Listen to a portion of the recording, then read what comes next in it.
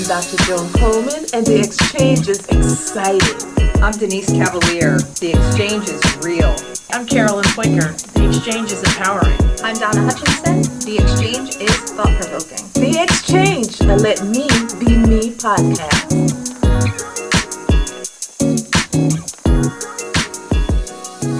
Shakira said her hips don't lie, and I think I'm starting to believe her.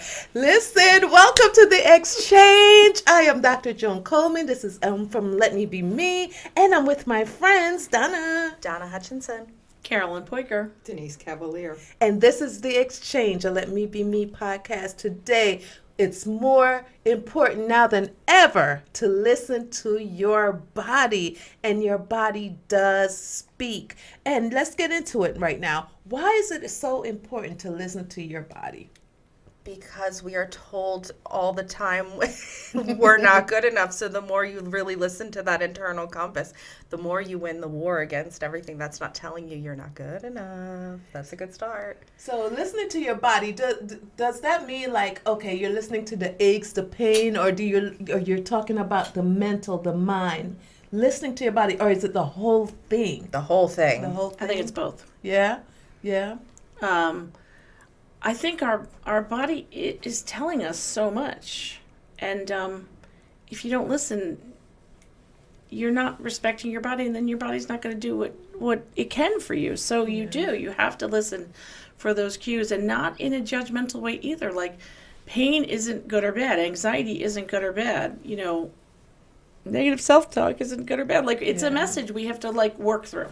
Yeah. What do you think about it? Yeah, I think, our body is our home, basically. And if we're not listening, we're detached from who we are. And I think the society that we live in encourages us not, like, to leave the body behind, to leave and just keep going forward. And we're not machines. Yeah. So I think we have limitations. And that's so true. And you know what, too?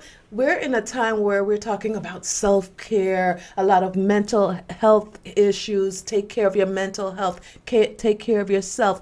But what happened when we don't listen to our body? When we're like, listen, I've been around forever. My body is good. What happens when we don't listen to our body? When we don't listen to our mental, our emotions, like when we're going through stuff? What happens? What's the breakdown? I think that's where depression sometimes tends to set in, because you're just not listening to that internal guidance that's telling you, take care of yourself, do this, eat that, move your body, rest your body. I think our mind is also a separate thing that can run amok, and the more we take care of the physical body, the more we can tame that. So it's the more we ignore those things that our body's telling us to take care of, the more it leads to that mental struggle. And as you're speaking, I'm thinking there's a flip side of that, because though they have a great self-care thing going on, movement, mental health movement, they also have the hustle. You're not doing enough. If you're not up at 5:30 in the morning and going to bed at midnight, something is wrong. How do you feel about that? Because that can cause anxiety, and there's a lot of people with anxiety. Let's talk about that. I think we have to get to a point where we can separate ourselves from what other people think we should be doing. And I don't know, if you're not able to hear your body saying, oh, I'm exhausted, or oh, that was way too much today, or, that project now physically exhausted me, and now for 3 days I'm going to be, useless because I'm in so much pain.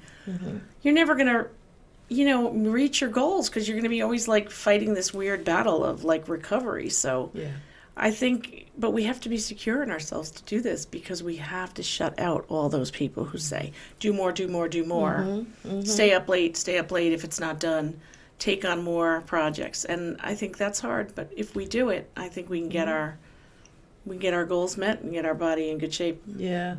Because what happens when you don't listen to your body? A whole lot. You could be sick. You're sick, and you're like, I don't know what happened. What else have you found, Denise? Yeah, I think when we don't honor ourselves, we do ourselves a disservice, and we can't be our best self.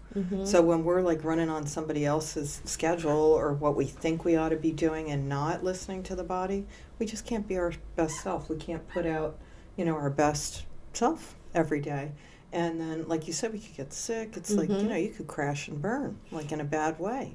Yeah. Really get yourself buried under too many expectations physically. And, the body, I think, is the alarm system, right? When you're getting the headaches or you're exhausted or you're starting to get sick all the time, those are the bells and whistles that we need to listen to. Yeah, let's go back to like 2020, right? So we're all shut in, we're all in the house, and we're all eating, and do you think people was listening to their body then? I don't think anybody was really listening to their body. So now we're out, it's 2022. And I just really want to know some of like what really happens when you don't listen to your body. You have obesity, right? You have sickness, diabetes, blood pressure. Headaches is a big one too. Yeah. So headaches, migraines. So do you think that's connected to not listening to your body, or is it just life things? I mean, I'm sure it could be a little bit of both, but for me, if you're following that guidance, and I speak from experience, you do feel better. And what I've really learned as I've sort of gone through this journey of really listening to the body, it changes minute to minute, day to day. So you can't necessarily bank on, I did this last week, last month, last year, this felt great, because it might not work for your body right now.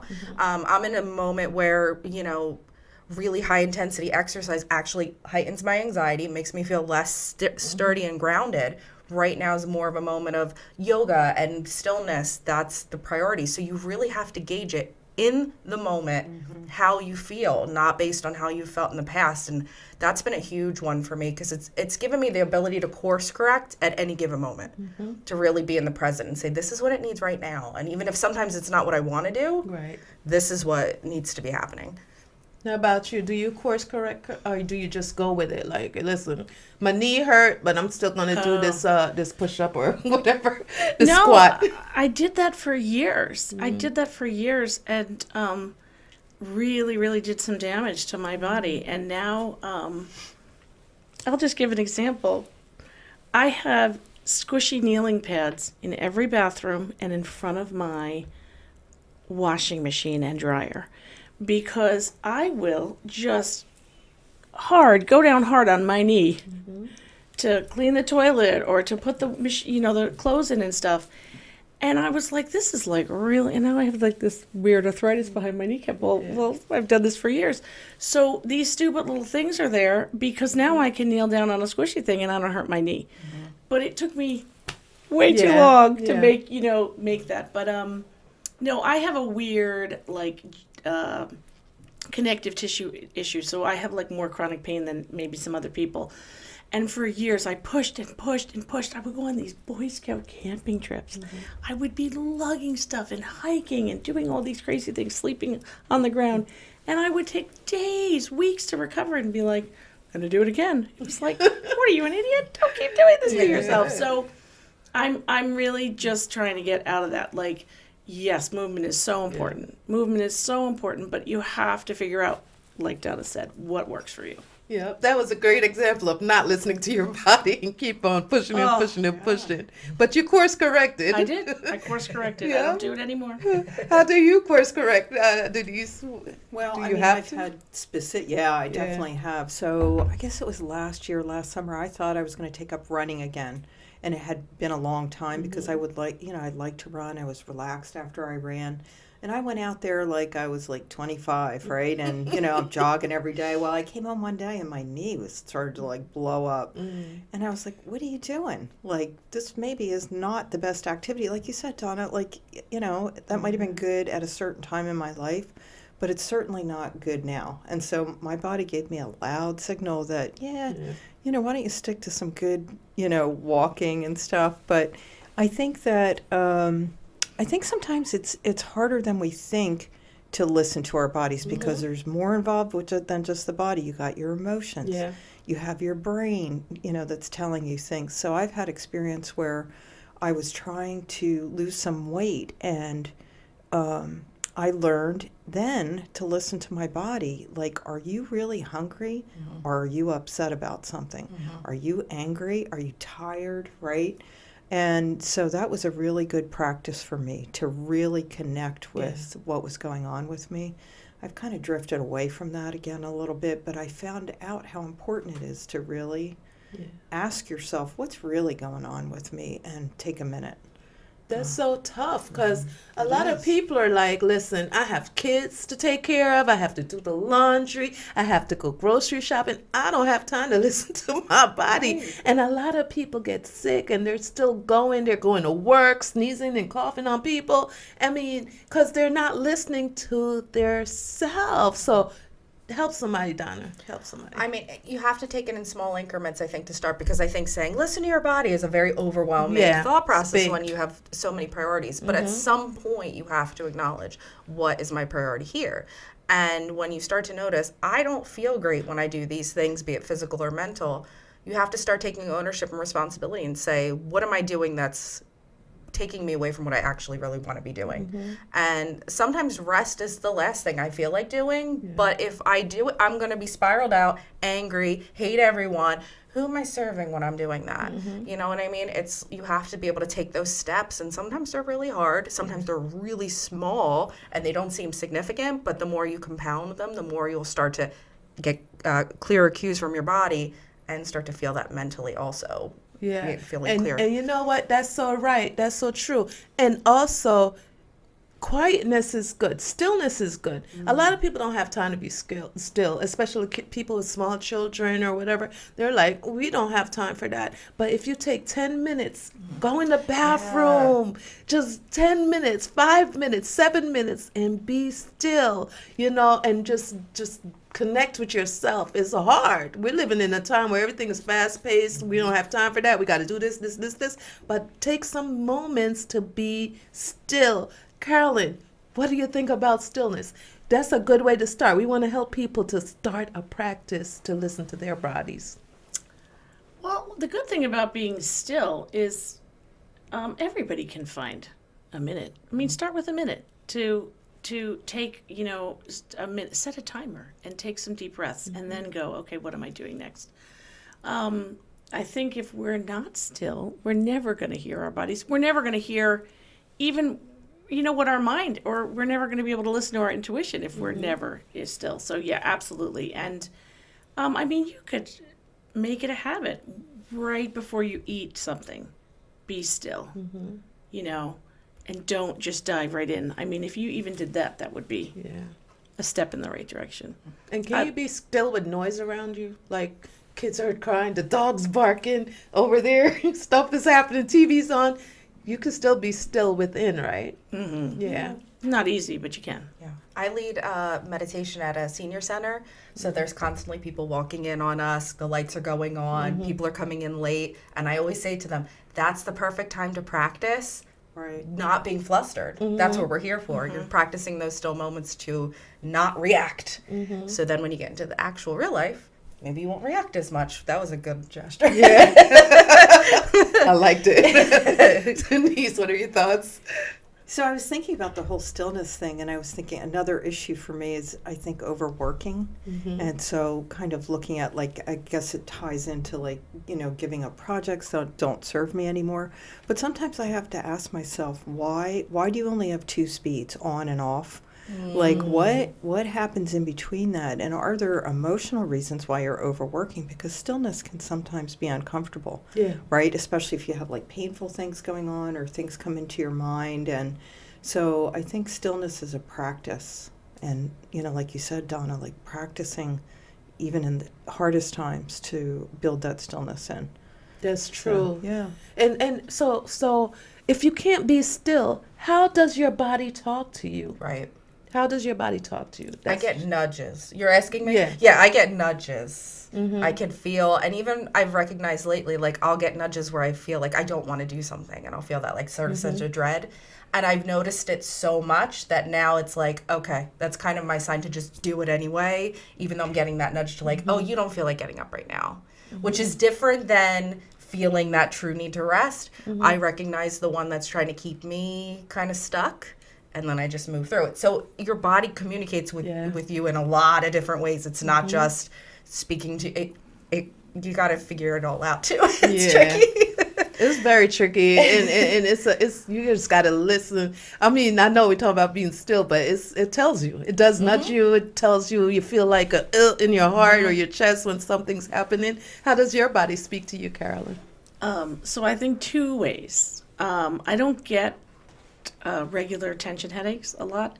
So when I do, that's usually a sign that something is wrong. And my eyes start twitching. And when my eyes start twitching, I'll be like, oh, here we go. What am I doing too much of? What's going on? You know, what do I need to work on? But yeah, if I get a lot of headaches, I'll be like, oh, okay, something's wrong. And a lot of times it's, I forgot to drink. I mean, it's hysterical to forget to drink, but I forget to drink sometimes. Yeah. Drink water. I'm sorry. I forget to drink water.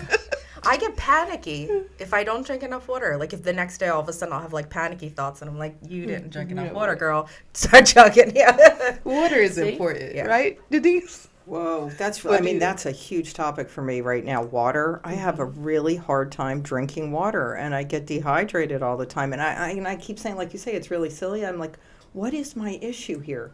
So I just bought this giant, I've had the cup thing where I get the big cups and the, little cups or medium-sized cup. Like, what's going to work for you that you can achieve this goal, So, but I think it's interesting, Donna, that you said a lack of water. You feel that in your body.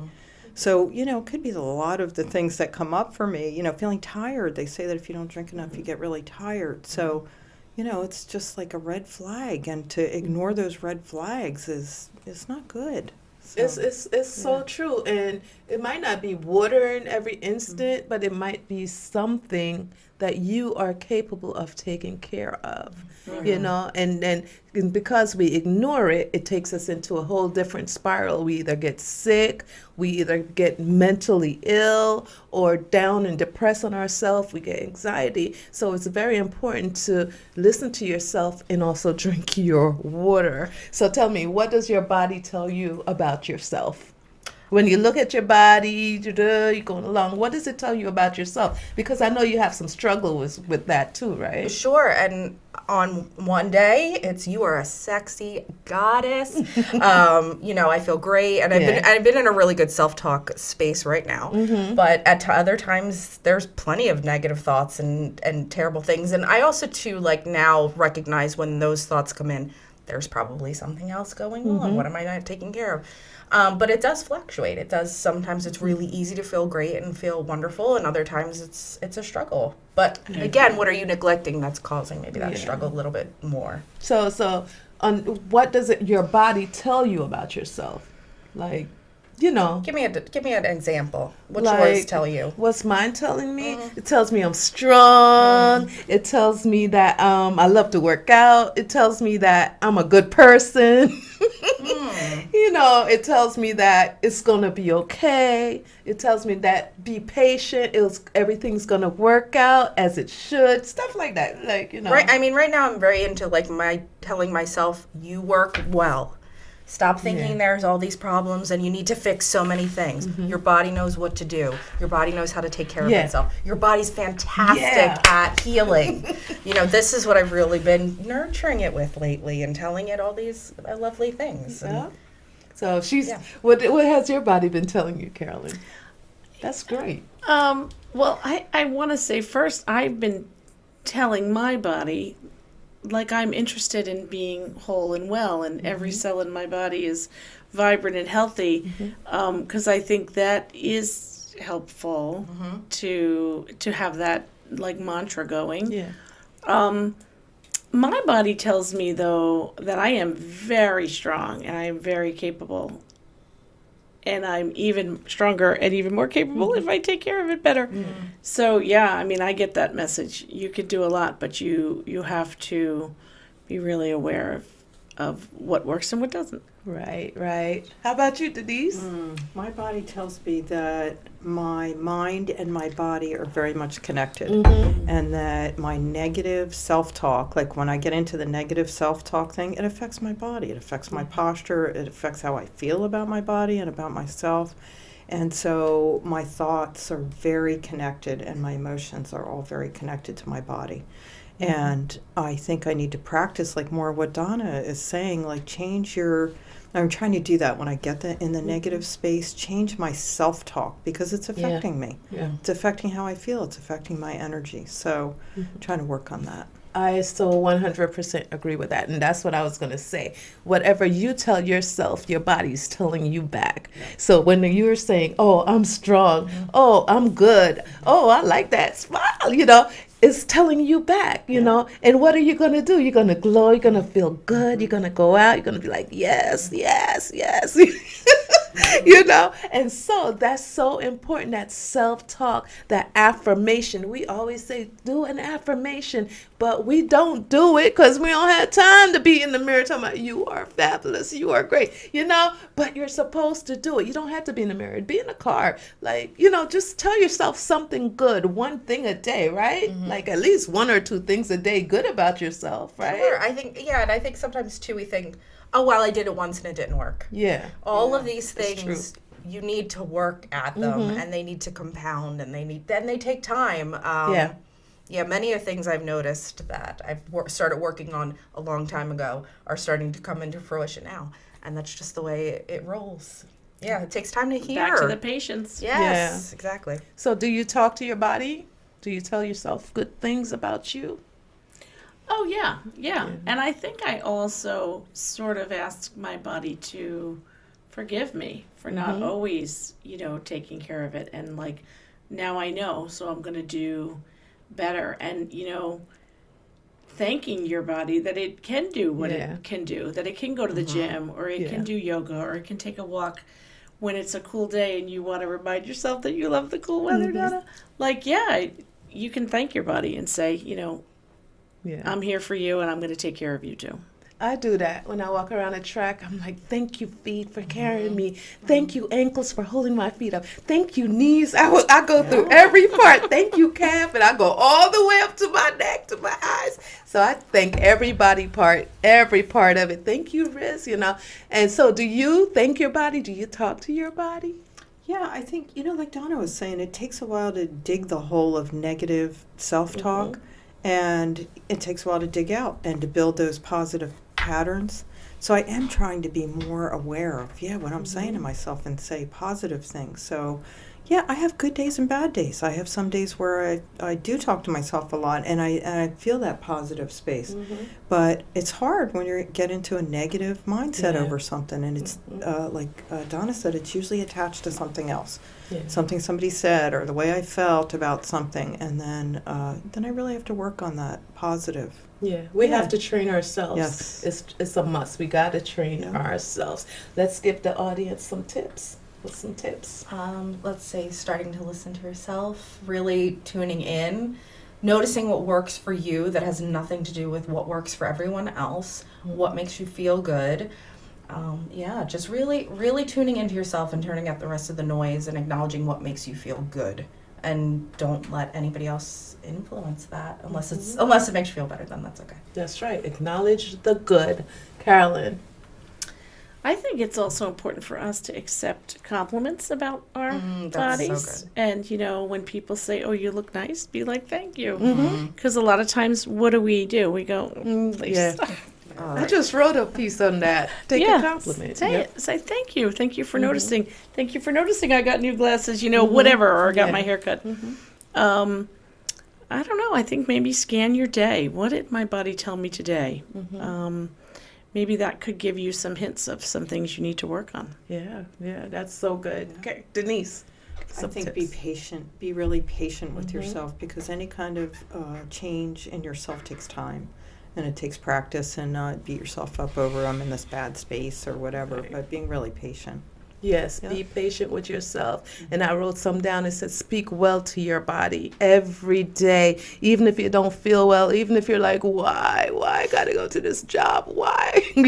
Speak well to your body. Look at you. Look how good you drive. You're going to drive so good to that job. Oh, those people are going to be so jealous when you get there. Speak well to your body. Say some good things. Speak to your body with love. Oh, look at your hips, girl.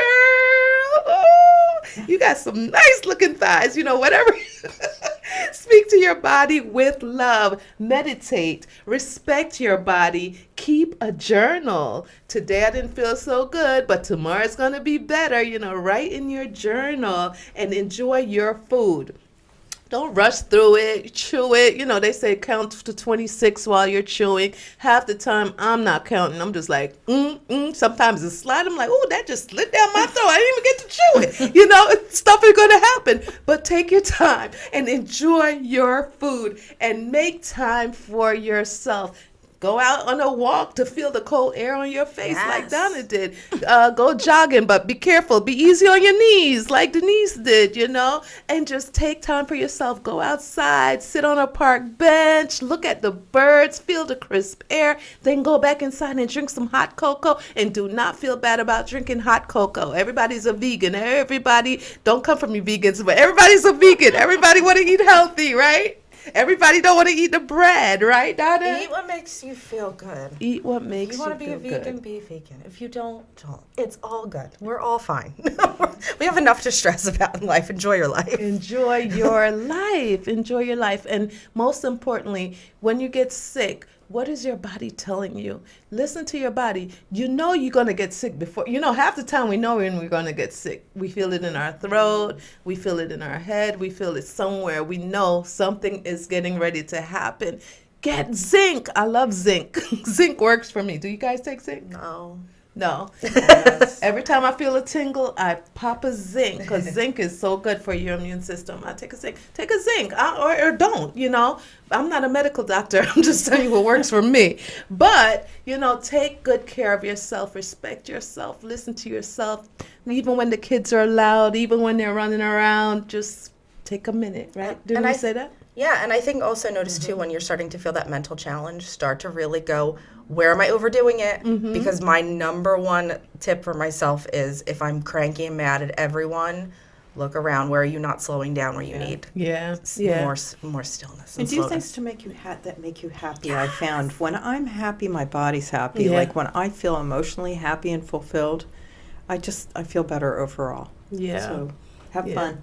Have fun. Yes. Pretend it's your last day and have some fun, and do something you like to do, even if you don't get a chance to do it in a week, take Friday night and say, I'll be right back. And take as long as you want, doing what you want to do, and then come back, all right? Yes. Listen, this is the Exchange, a Let Me Be Me podcast. We're here to uplift, to inspire, to encourage you, to motivate you, and we hope you are loving this podcast. And I'm here with my friend Donna Hutchinson. I'm at Finding Your Own Magic on all social media. Carolyn Peucker, Precious Botanicals on Instagram.